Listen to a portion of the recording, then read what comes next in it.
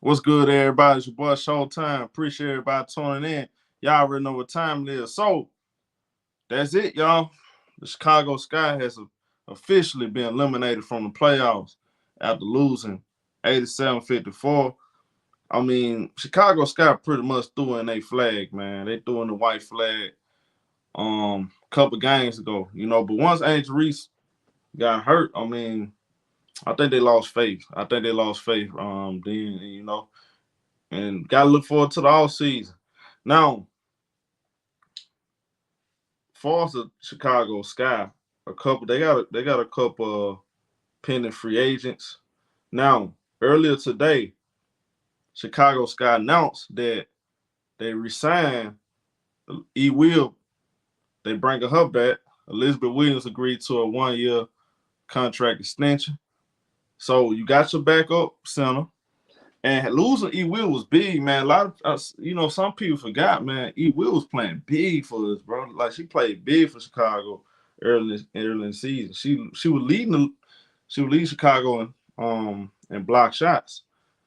It's just crazy. It's just been a crazy year. I would describe it like this. It's been they showed a lot of promise. They showed a lot of potential, but also it felt incomplete.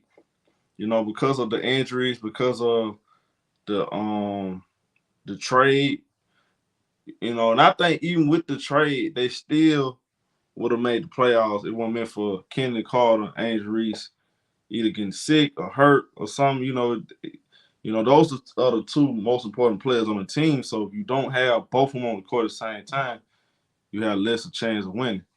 So that's just what it is. Now, far as the free agents, Dana Evans. Now, we all know Dana Evans, who's been here on this team for many years. She was part of that championship team with Candace Parker, Khalil Copper. Her, Isabel Harrison, who's been in the league for a little minute now. They both are free agents, and after the game, they expressed frustration. And that they pretty much pissed off how a lot of things went this season, especially with the fans. Now, a lot of y'all are NBA fans that just started tuning into the WNBA, and a lot of people brought the expectation from the NBA, and they brought that they seem to judge the WNBA game with an NBA lens, and it got very toxic this year. And I don't think these players was used to that type of attention. They wasn't ready. I don't think the WNBA was ready, period, for this kind of attention. So I'm gonna play this video and I'm gonna give my opinion after the video, man.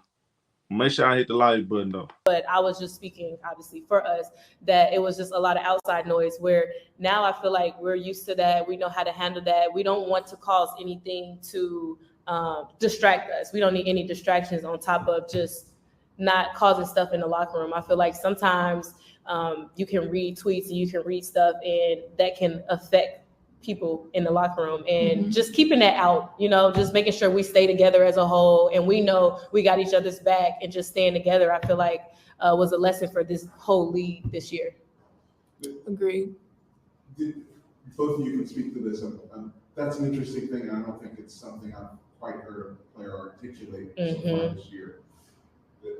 With all the new attention, maybe that's not the right way to put it, but no, I get what you're saying. How did you guys experience that? What was the sort of content of it? Like, what was the feeling like? What were you reading, seeing, hearing? I mean, I'm gonna be honest. It was tough. I mean, Izzy, I know you can attest to that too. Yeah. It was really tough. I mean, we're professionals. We know that we can play this game. I mean, but when you got people that's steady bashing you, that's supposed to be our supporters, I feel like that was a little slap in the face, and that was hard to kind of deal with. But it was disgusting. It was really disgusting. But I always say God does not make mistakes, and I feel like this season really challenged my mental to another level, and I feel like I'm going to be so much better next season, just mentally prepared for everything. And I know, Izzy, you kind of feel that way too. I've never experienced this amount of hate and harassment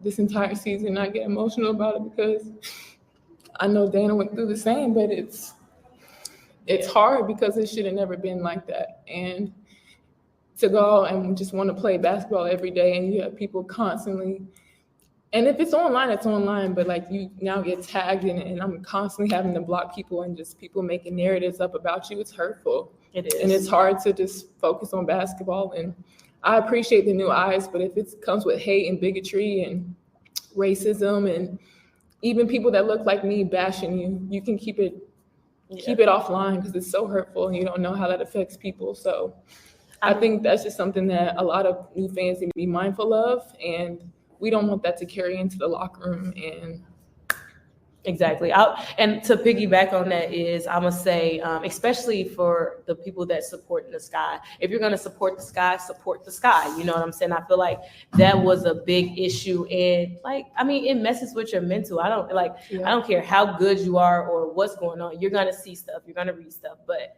it made you a lot better. It made us a lot stronger up here, and we'll be better next year. You learn from it, you grow from it, you just stay away from it, because it's like, I'm not going to attach that to my name, but there was just so many times that was just a factor and it shouldn't have been, and it's just disappointing that was the case. What do you put that down to? Where is it coming from? Where is it originating, and why?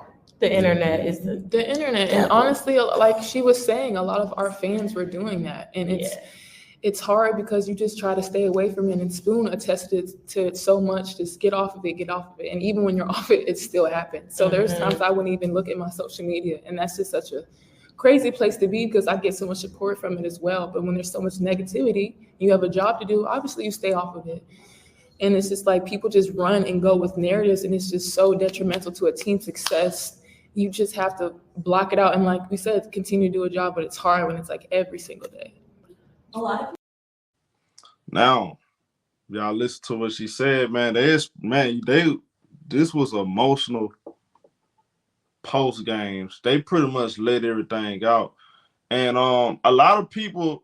And now you have to be honest. On social media, there's a lot of people accusing Isabel Harris and Dana Evans being jealous of Angel Reese, Kamilla Cardoso, that doesn't get on the ball and all that kind of stuff.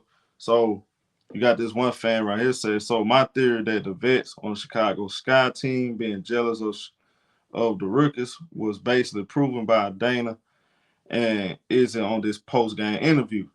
And Dana clapped back. She got comments and she replied, she said, you got to let that go. Riding this weird-ass narrative that we're jealous of our own teammates. Never. You know, she said that. And he came back with this. He said that the actions on the court show otherwise. Y'all didn't know how to pass to the rookies, but the moment Izzy came in the game, y'all became elite passers.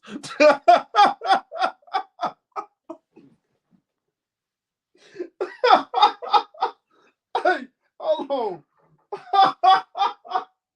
Hey, my bad, y'all. My bad. Hold on. You said elite passers. The proof is in the body of work, love. It's giving y'all finally one of y'all woman. All right. Hold on. The proof is in. He said the proof is in the body of work. It's giving y'all finally one of y'all moment, and it got taken from y'all. That's delusion, baby. Hey man, I ain't gonna. I told y'all they pay attention to all this stuff being said. They watch these videos. I try to tell y'all. I try to keep a lot of stuff to myself, y'all. I really, to be honest, I held back on a lot because I know they watch this stuff, man. I don't want that coming.